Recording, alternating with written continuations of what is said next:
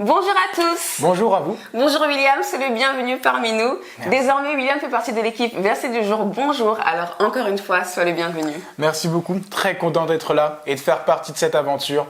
Aujourd'hui, nous nous retrouvons pour un témoignage poignant.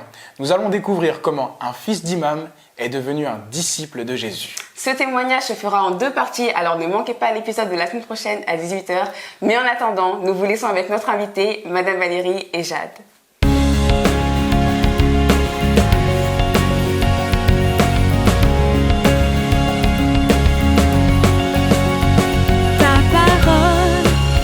Une lumière sur mon sentier, verset du jour, bonjour.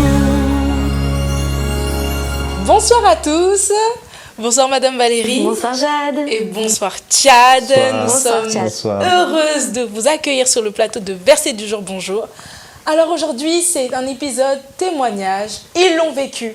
Et aujourd'hui, préparez-vous car on a quelque chose de très bon. Le témoignage de Tchad, qui était un ancien musulman, fils d'imam, mais il a rencontré Jésus. Et il va nous expliquer comment ça s'est passé. Alors Tchad, on aimerait tout savoir déjà, pour commencer, d'où venez-vous, dans quel contexte avez-vous grandi, qu'est-ce qui s'est passé avant la fameuse rencontre? Déjà, je me présente Traoré Amro Tchad. Je suis né en France. Je suis originaire du Mali. Mes parents sont maliens. Je suis musulman, enfin j'étais musulman, mes parents sont musulmans, j'ai grandi dans une famille musulmane, pratiquant, je précise bien pratiquant, pour expliquer que je ne suis pas devenu chrétien comme ça. Voilà. Je vais vous expliquer un peu mon parcours, d'où je suis sorti, d'où je suis venu et qu'est-ce qui a fait qu'aujourd'hui je suis ce qui je suis aujourd'hui. Je me rappelle, quand j'étais petit, mes parents m'ont appris à vivre la religion musulmane, à pratiquer ma religion. Je priais 5 fois par jour, je faisais le ramadan, j'allais à la mosquée avec mon papa, j'étais dans une école coranique à l'âge de 6 ans. Voilà. Je faisais la madrasa. La madrasa, c'est on apprend l'alphabet arabe, on apprend à lire le Coran, on apprend les sourates avec des professeurs. Donc j'étais très jeune, j'ai appris la religion et je la mettais en pratique, voilà, éduqué dedans. J'ai toujours cru à ma religion sans poser de questions. Donc mon père m'a toujours donné des ordres. J'avais pas forcément d'amitié, de relation, d'échange avec lui. Mon père s'est plus donné des ordres. Ma mère, elle parlait jamais. Ça c'est rare dans une famille. D'avoir une maman qui parle jamais. Ouais. Elle parlait pas beaucoup, quoi. Elle parlait, mais bon, pas beaucoup. Et votre père, au niveau de la religion, quelle est la place qu'il avait dans la famille, au niveau de la religion? Mon père, c'est déjà, mon père, il préside dans la religion, c'est-à-dire qu'il est imam. Ma mère est hajj. Il nous a enseigné beaucoup de choses de la religion. Est-ce que tu pourrais dire que ton père est vraiment un homme d'influence? Oui, c'est un homme d'influence, exactement. C'est un homme d'influence. Et mon père, c'est quelqu'un qui gérait beaucoup de gens, qui aidait beaucoup de gens, qui est comme un exemple. Quand on est leader d'un groupe, d'une assemblée, qu'on a la tête d'un organisme, on a des gens qui nous suivent, des gens qui nous écoutent, des gens qu'on a la crédibilité à leurs yeux. On doit avoir un style de vie par rapport à ce qu'on enseigne aux autres, parce qu'on ne peut pas dire aux autres d'être une chose quand on ne l'est pas. C'est une forme d'hypocrisie. Exactement.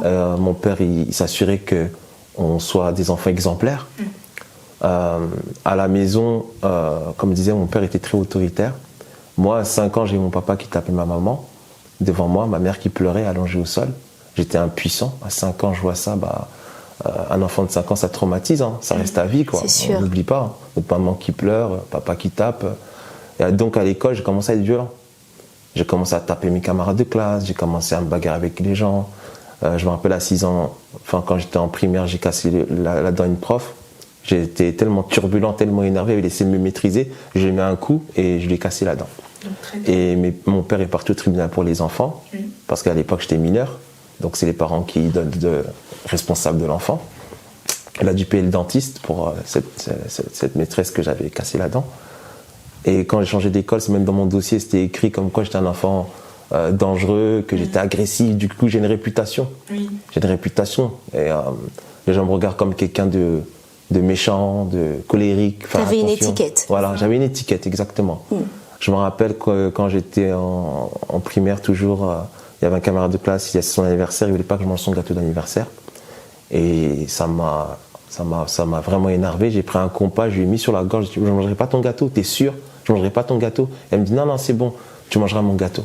Et je me dis, s'il n'aurait pas dit non, avec le recul, je l'aurais poignardé. Parce que ma colère que j'avais en moi, je la maîtrisais pas. C'était comme ça partait. Et au fur et à mesure du temps, la colère ne faisait que d'augmenter. Sachant qu'à la maison, j'étais soumis à mon père, tout allait bien à la maison. Mon père, il rentrait tard le soir, il partait tôt le matin au travail. Du coup, je le voyais pas beaucoup.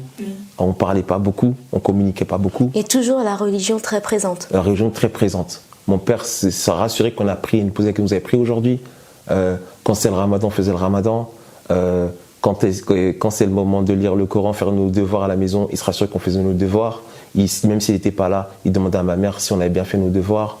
Et après, il nous faisait réciter les devoirs devant lui pour se rassurer qu'on a bien étudié. Parce qu'on peut dire oui, on ne l'a pas fait. Donc il veut se rassurer qu'on l'a fait.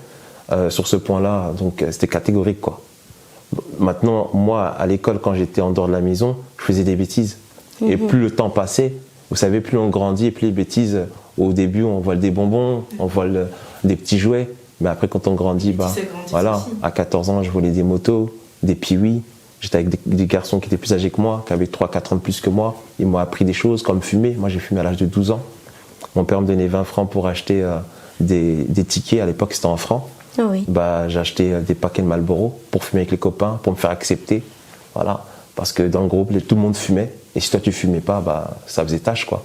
Il fallait que je fume, que je montre que je suis un dur, que je montre que on se fait respecter. Et puis voilà, on veut montrer notre quartier. On allait quelque part, on veut montrer que c'est nous qui dominons. Dans la cour de récré, on avait une zone, personne ne pouvait rentrer là. Comme ça, même les surveillants qui venaient nous demander de nous ranger, quand ça sonnait, c'était l'heure de se ranger, on ne se rangeait pas. On restait dans notre coin, ils ne nous parlaient pas, parce qu'ils savaient qu'on était des cas ingérables, quoi. Mais tout ça, cette image de dur, mais à la maison, un enfant finalement qui a peur. Exactement. Un enfant qui a peur de son père, Exactement. qui n'a pas de relation avec son père. Exact. Et donc finalement, vous ne faisiez que faire dans la religion, mais vous n'avez pas une belle image de Dieu, vous n'avez pas de... En fait, l'image qu'on a de Dieu, c'est un Dieu autoritaire. Pour nous, on se dit, parce que la plus grande référence qu'on a dans une famille, c'est le père.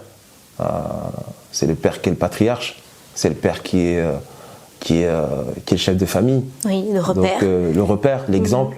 Et quand on a cette image de l'autorité et que tout de suite est sanctionné par peur de la condamnation, du coup quand je fais des bêtises, je cache. Il y a cette peur qui est toujours là. Voilà, cette peur, elle est là. Et puis sans se rendre compte, nous aussi on fait peur aux autres à l'extérieur aussi. C'est sûr. Voilà. Et puis quand j'ai commencé, vers l'âge de 15 ans, 16 ans, j'ai commencé à être en garde à vue. Voilà, mon casier n'était plus vierge. Même les policiers me connaissaient. Voilà, c'est M. Traoré. En plus, je suis de plus violent parce que j'avais pas de grand frère pour me défendre. Quand oui, tu es l'aîné. Je suis l'aîné, donc je devais me défendre tout seul. J'étais toujours avec quelque chose sur moi, un couteau, quelque chose, toujours avec moi au cas où si ça dégénérait. Et t'as une réputation qui est là. Et à l'âge de 16 ans, mon père il n'en pouvait plus. Il avait beau me taper, beau essayer de me contrôler, rien ne changeait. Et il m'a dit tu vas aller en Afrique pendant 2 mois. Et pendant ces 2 mois, tu vas être avec tes grands-parents parce que tes grands-parents veulent te voir. Ils sont âgés. Il m'a fait un beau discours que je devais aller en Afrique et moi j'étais content d'aller en Afrique. Et puis je suis allé en Afrique et ces 2 mois sont transformés en 2 ans. En fait, mon père avait préparé un plan et j'arrive là-bas, on m'a pris mes papiers à la capitale, on m'a envoyé au village et je suis resté là-bas pendant 2 ans. Au village en plus. Au village, oui. Exactement. Là où il n'y a pas d'électricité, là où l'eau c'est au puits.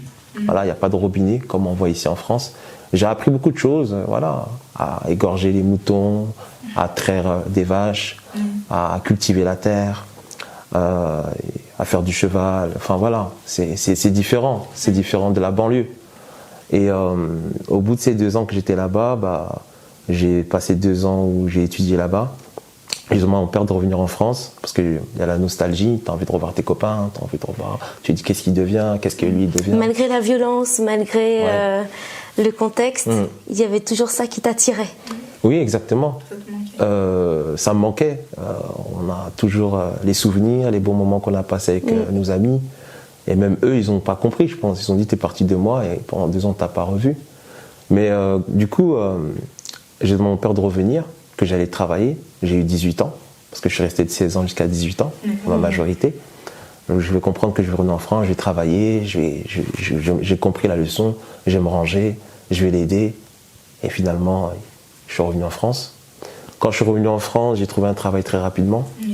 Et je travaillais dans la restauration. Je commençais à 10h, je terminais à 14h, 15h des fois, pour reprendre à 19h, pour finir à minuit, pour rentrer chez moi à 1h du matin, voire 2h. Et tout le salaire que je gagnais, je le donnais à mon papa. Et je le donnais à mon père, parce que c'était comme ça. C'est comme Voilà, ça. c'est mon père, à la fin du mois, je donnais l'argent. Au début, bon, tu donnes l'argent, bon, ça va, t'es ton papa, tu fais une bonne œuvre, t'es content. Mais quand ça dure 6 mois, 1 an, et que tout ce que tu dois faire, tu demandes à ton papa, tu peux me donner 20 €, je vais acheter ça ou ça. Tu as justifié tout ce que tu fais, tu te sens comme exploité, tu te sens comme contrôlé. En fait, tu n'as plus, tu te dis, mes copains, eux, ils ont leur argent, ils ne donnent pas tout leur salaire à leurs parents, ils vont acheter ce qu'ils veulent, ils vont aller au restaurant, ils vont acheter ce qu'ils veulent. Et moi, je suis avec eux, même des fois, quand on était au grec ou dans un restaurant, on devait payer et tout. Et j'avais même pas de quoi payer. J'avais à peine ce qu'il fallait, quoi. Parce que j'ai mon argent de poche à mon papa, c'était 20 €, 30 €. Et des fois, ça coûtait 50 €. Mes copains me disaient, mais pourquoi t'as pas de quoi payer, tu travailles et tout. Je ne vais pas expliquer, vous savez, mon papa me prend mon argent. Peut-être qu'ils n'allaient pas comprendre. J'étais gêné même pour parler de ça, en fait. J'étais très gêné. Et je prenais sur moi. Mais à un moment donné, quand on prend sur soi, ça explose à un moment donné. Et au bout de 2 ans, tout ça, un jour, je me rappelle, mon père, comme il était très à cheval sur la religion, il voulait vraiment qu'on apprenne les sourates. Et comme moi, je suis aîné aussi, il y a une certaine fierté que l'aîné, c'est la relève. C'est celui qui va prendre ma place. Donc dans sa tête, voilà. Pour lui, toi, tu étais futur imam. Exactement. Il avait déjà un avenir. J'ai un avenir. Voilà. Et il avait déjà préparé pour que j'ai su aussi que j'avais une épouse en Afrique qui avait préparé mon mariage. Bref. Mais voilà, beaucoup de choses. Il avait déjà préparé un avenir pour moi. Pour dire, voilà, il avait déjà préparé quelque chose. Il avait une image de ce que je devais devenir. Et je me rappelle qu'un jour, il voulait que j'apprenne réciter une sourate. Et j'ai pas pu la réciter parce que j'avais pas le temps de réviser. Je travaillais avec coupure. Des fois, j'étais fatigué. Et mon petit frère, il a su la réciter sans difficulté mieux que moi. Il m'a dit, tu vois, ton petit frère, il est plus intelligent que toi. Et quand il m'a dit ça devant tout le monde, moi, ça m'a vexé, ça m'a rabaissé. Et j'ai dit non, c'est pas parce qu'il a resté mieux que moi qu'il est plus intelligent que moi. Et mon père, c'est quelqu'un qui n'aime pas qu'on le contredise, qu'on réplique. Quand il dit quelque chose, tu prends sur toi. Et voilà. Et ce jour-là, je lui ai répondu. C'est comme si je lui tenais tête devant mes frères et sœurs. Et que je outrageais son autorité. Je pense qu'il l'a perçu comme ça. Il a pris une chaussure à talons, il m'a tapé dessus. Il m'a ouvert la tête pour la première fois. Enfin, c'était pour la deuxième fois. Et là, ma mère, ma belle-mère et ma sœur sont interposées. Je suis parti de chez moi en fuite, pieds nus dehors. Et j'ai appelé les pompiers qui sont venus me chercher. Et ils m'ont demandé qui m'a fait ça. J'aurais dit que c'était mon papa. Et ils m'ont dit, vous voulez porter plainte contre votre papa? J'ai dit non, chez nous on ne fait pas ça. Je ne peux pas porter plainte contre mon père. Et j'ai centré les mains de Dieu. Et je me rappelle qu'avant que les pompiers n'arrivent, j'étais en train de crier à Dieu, mais Seigneur, si tu existes, pourquoi je souffre comme ça? Pourquoi je souffre? Je suis comme un esclave, j'ai pas de liberté, mon père il me tape jusqu'à faire couler le sang. C'est ça Dieu? J'étais révolté, j'avais une révolte. Et je disais, mais Dieu, pourquoi tu me fais souffrir comme ça? À quoi sert de vivre? J'ai même pensé à me suicider à un moment donné. Tellement ça pèse quoi. Et les pompiers m'ont ramené à l'hôpital, on m'a fait des points de suture sur la tête. Je suis retourné à la maison pour récupérer mes affaires. Et mon père ne voulait pas que je rentre à la maison. Moi j'étais prêt à partir.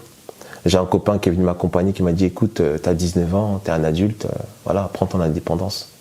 Et je suis parti, je me suis retrouvé à la rue, j'ai demandé à des amis pour m'héberger, personne ne voulait m'héberger. Et là, je me suis rendu compte que... Les mêmes amis Voilà, mes amis, je me disais quel genre d'amis j'avais, quoi. Tu étais seul? J'étais seul.